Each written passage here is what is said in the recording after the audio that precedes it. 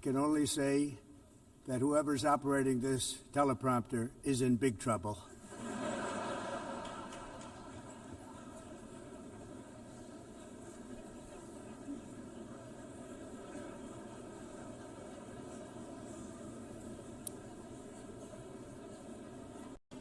Hello, Madam First Lady.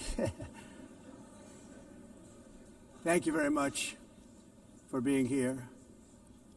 And Madam President, Mr. Secretary General, First Lady of the United States, distinguished delegates, ambassadors, and world leaders.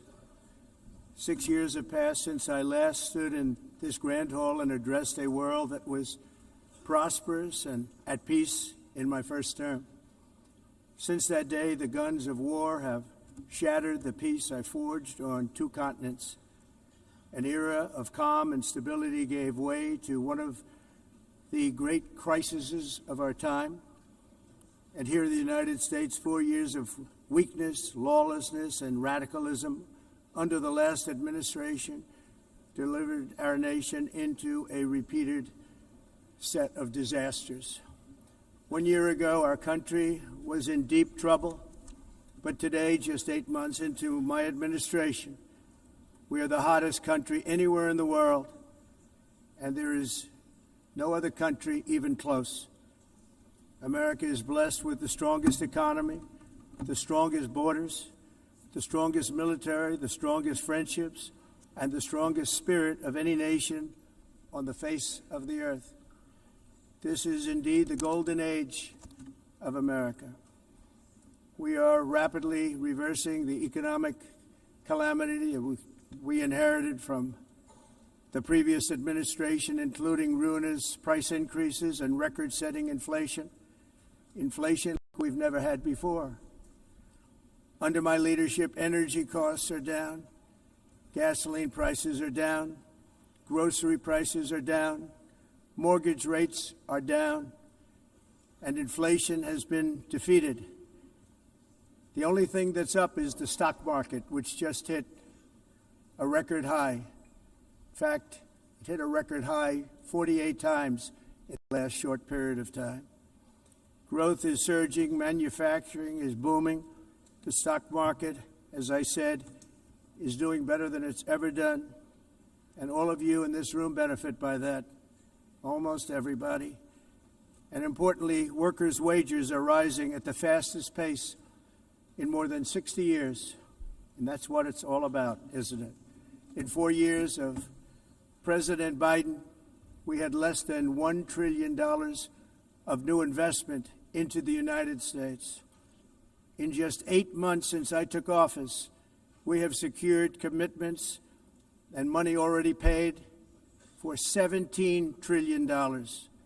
Think of it, 4 years, less than $1 trillion, 8 months, much more than $17 trillion is being invested in the United States, and it's now pouring in from all parts of the world. We've implemented the largest tax cuts in American history and the largest regulation cuts in American history, making this once and again the best country on earth to do business. And many of the people in this room are investing in America, and it's turned out to be an awfully good investment during this 8-month period. In my first term, I built the greatest economy in the history of the world. We had the best economy ever, history of the world.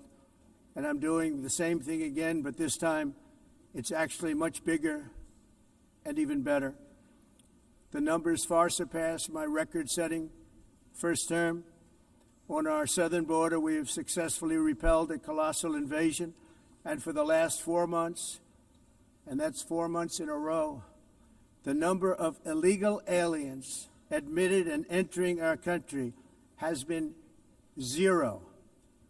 Hard to believe, because if you look back just a year ago, it was millions and millions of people pouring in from all over the world, from prisons, from mental institutions, drug dealers. All over the world they came. They just poured into our country with the ridiculous open border policy of the Biden administration.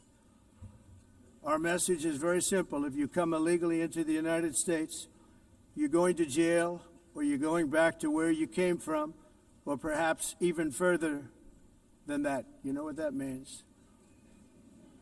I want to thank the country of El Salvador for the successful and professional job they've done in receiving and jailing so many criminals that entered our country. And it was under the previous administration that the number became record-setting, and they're all being taken out. They have no choice. And other countries have no choice because other countries are in the exact same situation with immigration. It's destroying your country, and you have to do something about it. On the world stage, America is respected again like it has never been respected before. You think about 2 years ago, 3 years ago, 4 years ago, or 1 year ago, we were a laughingstock all over the world. At the NATO summit in June, virtually all NATO members formally committed to increase defense spending at my request from 2% to 5% of GDP, making our alliance far stronger and more powerful than it was ever before.